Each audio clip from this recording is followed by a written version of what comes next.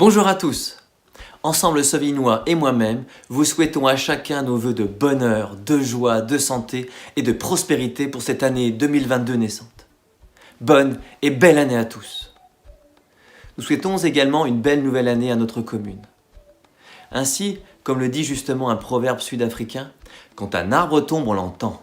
Quand un arbre pousse, pas un bruit. Il en est de même de l'action des élus, en particulier des élus municipaux et des élus de l'opposition. Les actions menées par chacun au quotidien ne sont le plus souvent pas visibles, mais auront des fruits et des conséquences pour là et les décennies à venir. Si malheureusement 2021 a débuté comme 2020 s'est terminé, après tant de sacrifices, les espoirs de chacun se portent désormais sur 2022. Ces espoirs reposent sur la volonté et les ambitions collectives de vivre dans un monde respectueux. Respectueux en particulier de l'environnement et surtout du vivre ensemble.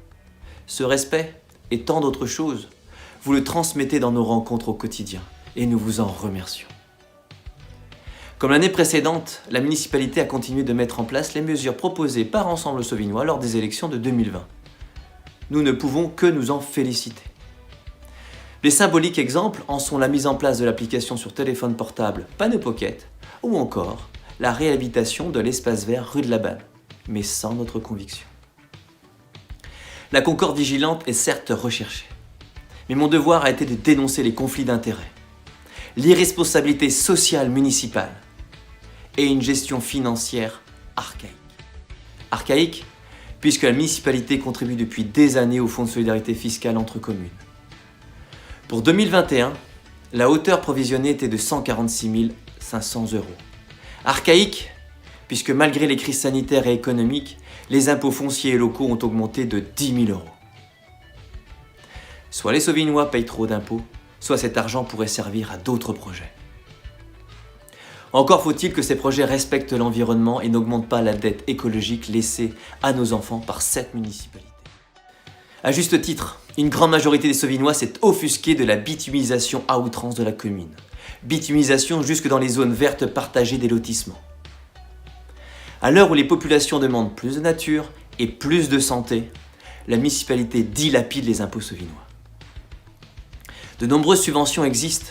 Elles existent pour déminéraliser, mais elles n'ont même pas été recherchées. Comme annoncé l'année dernière par Ensemble Sauvignois, chacun fait le regrettable constat que la sécurisation des rues sauvignoises est restée à l'état embryonnaire. Faut-il qu'un drame intervienne pour que les Sauvignois se sentent en sécurité? Faut-il qu'un drame intervienne pour que les Sauvignois soient écoutés? Faut-il qu'un drame intervienne pour que des zones de circulation réduites et partagées soient mises en place? Pour l'heure, tous nos espoirs se portent désormais sur une nouvelle année 2022.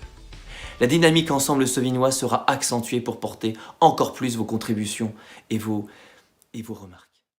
Et n'oubliez pas, retrouvez-nous et nos vrais comptes rendus des conseils municipaux sur le Facebook Ensemble Sauvignois et surtout sur notre site internet www.ensemblesauvignois.webnode.fr.